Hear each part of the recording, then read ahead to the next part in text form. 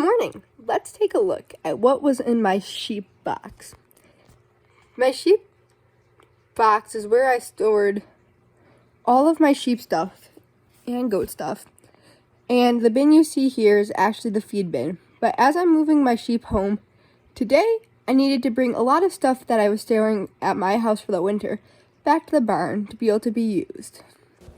First off, we have a feed dish.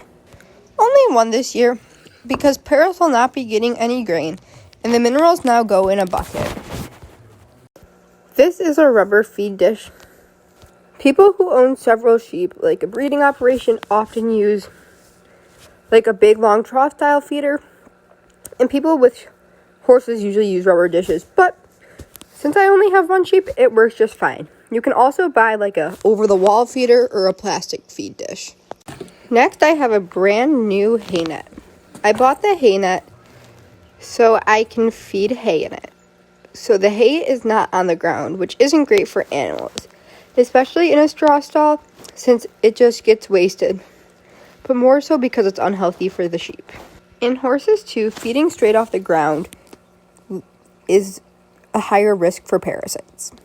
Next, I have my water bucket hangers. I've always had a lot of water bucket hangers, but until next year when I got sheep, I never really used them, so yay. I use water bucket hangers because otherwise they will dump their water buckets and mineral bucket.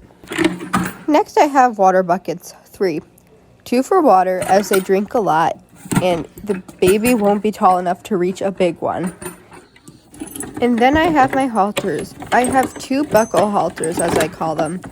The ones that you can strap onto their face, these ones. And then 2 rope halters to lead them in. The buckle halters are nice because you can leave your sheep in them to tie them up. But the rope halters do slide on and off easier. I especially use the buckle halters to tie them up, and when I'm working them with just my hands. We show sheep without a halter.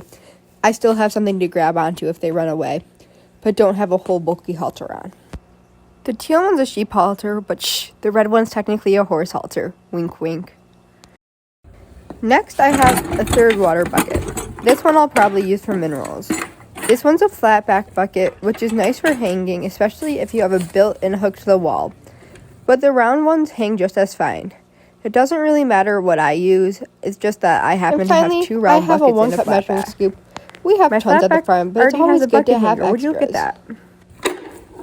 So here it is.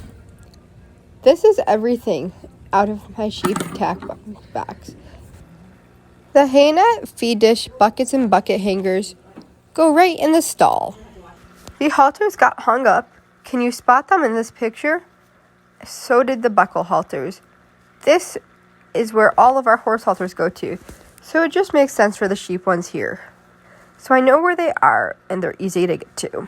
The big green tub that everything was in is used for feed. I feed a feed called Formula of Champions X Factor. This is what it looks like. It's a sweet feed, as denoted by its dark color. So it has a sticky-ish, I don't know if sticky is the right word, maybe tacky feel, and smells really good. It is considered a mixed feed, as there's corn and stuff in it too. I pour the feed, which is a 50-pound bag, into the green bin, and it fills it up nicely. And then I put the green bin back where it belongs. The green bin, like everything else, was cleaned before coming back to the barn. Well, there you have it. That's everything I have in my sheep tack box. Obviously, everybody has a little bit different of supplies, and there's different brands and everything. So not everyone's going to be exactly the same, and that's okay. This is just what I found worked last year. For me, what I have, and I'm more than willing to learn along the way and make adjustments if I find that something's not working out. Thanks for watching.